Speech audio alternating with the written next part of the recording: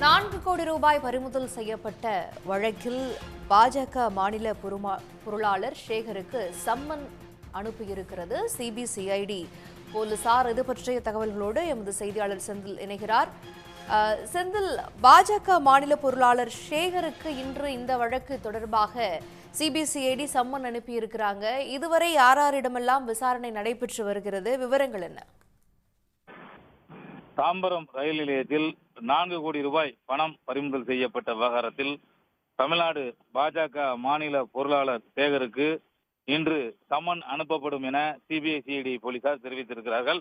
ஓரிரு நாட்களில் அவர் நேரில் ஆஜராக வேண்டும் என அறிவுறுத்தப்படும் எனவும் போலீசார் தரப்பில் தெரிவிக்கப்பட்டிருக்கிறது.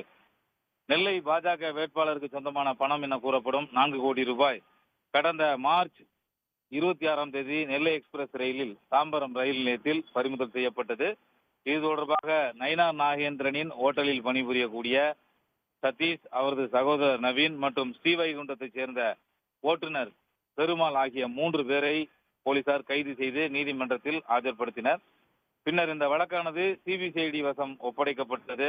தற்போது சிபிசிஐடி போலீசார் இந்த வழக்கின் விசாரணையை தீவிரப்படுத்தி இருக்கிறார்கள். குறிப்பாக நயினார் நாகேந்திரனின் ஓட்டலில் பணியாற்றக்கூடிய சதீஷ், அவரது சகோதரர் நவீன், ஸ்ரீவைகுண்டத்தைச் சேர்ந்த பெருமாள் டிரைவர், அதே போல நயினார் நாகேந்திரனின் நெருங்கிய உறவினர் முருகனிடம் பணியாற்றக்கூடிய ஜெய்சங்கர், ஆசை தம்பி ஆகியோரிடம் சென்னை எழும்பூரில் உள்ள சிபிசிஐடி அலுவலகத்தில் விசாரணை நடத்தி முடிக்கப்பட்டுள்ளது. அதே போல பணம் கைமாறியதாக கூறப்படும் தமிழ்நாடு பாஜக பொருளாதார பிரிவு தலைவர் கோவர்தனின் வீடு, கடைகளில் சோதனை நடத்தப்பட்டது. குறிப்பாக பணம் முக்கியமாக கைமாறப்பட்டதாக கூறப்படுகிறார். சென்னை கிரீன்வே சாலையில் உள்ள பாஜக பொருளாதார பிரிவு தலைவர் கோவர்தனின் கொரியன் ரெஸ்டாரண்ட் ஆகிய இடங்களில் சோதனை நடத்தப்பட்டுள்ளது.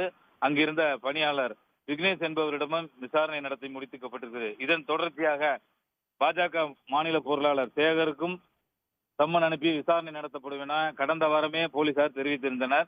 இந்த நிலையில் உயரதிகாரிகளின் ஆலோசனை பெற்று இன்று சம்மன் அனுப்பப்படும் என போலீசார் தெரிவித்திருக்கிறார்கள். தொடர்ந்து அடுத்தடுத்து இந்த வழக்கில் மேலும் சிலருக்கு சம்மன் அனுப்பப்படும். அது மட்டுமின்றி விரைவில் நயினார் நாகேந்திரனுக்கும் சம்மன் அனுப்பப்படும் எனவும் போலீசார் தெரிவித்திருக்கிறார்கள். தகவல்களை வழங்கியமைக்கு நன்றி செந்தில். உடனுக்குடன் செய்திகளை தெரிந்து கொள்ள சன் நியூஸ் பெல் ஐகானை கிளிக் பண்ணுங்க.